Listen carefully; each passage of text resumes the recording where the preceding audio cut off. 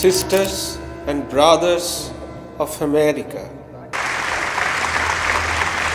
अमेरिकी बहनों और भाइयों, स्वामी विवेकानंद के इन 4 शब्दों ने अमेरिका का दिल जीत लिया।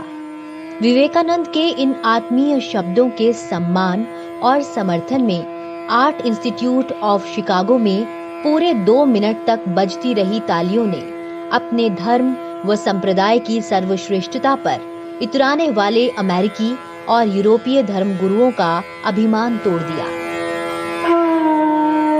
11 सितंबर 1893 भारत से पहुंचे एक युवा सन्यासी ने ज्ञान से भरे तेजस्वी ओजस्वी भारत से दुनिया का साक्षात्कार करवाया।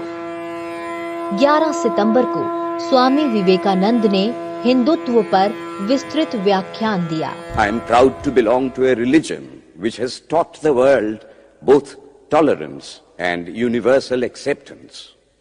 We believe not only in universal toleration, but we accept all religions as true.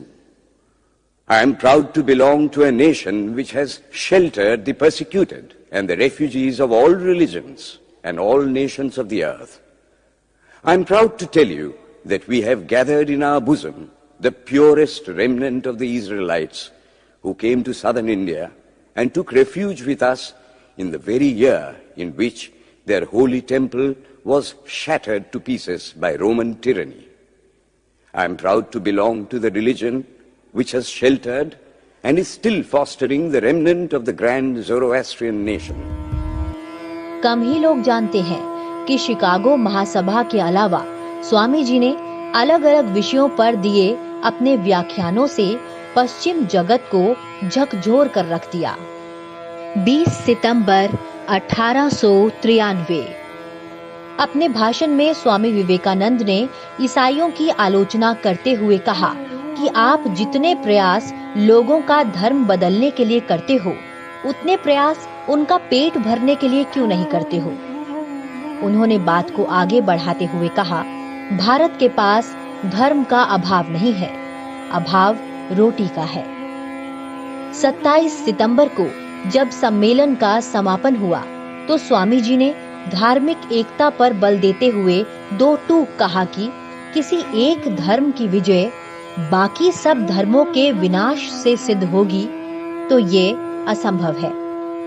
Bharat का एक संत सपूत 125 साल पहले संपूर्ण भारत की आवाज अमेरिका में बुलंद करता है। 11 सितंबर 1893 को अमेरिका के शिकागो की धर्म संसद में दिए गए अपने भाषण में भारत की मजबूत छवि पेश करता है। नतीजा सामने है।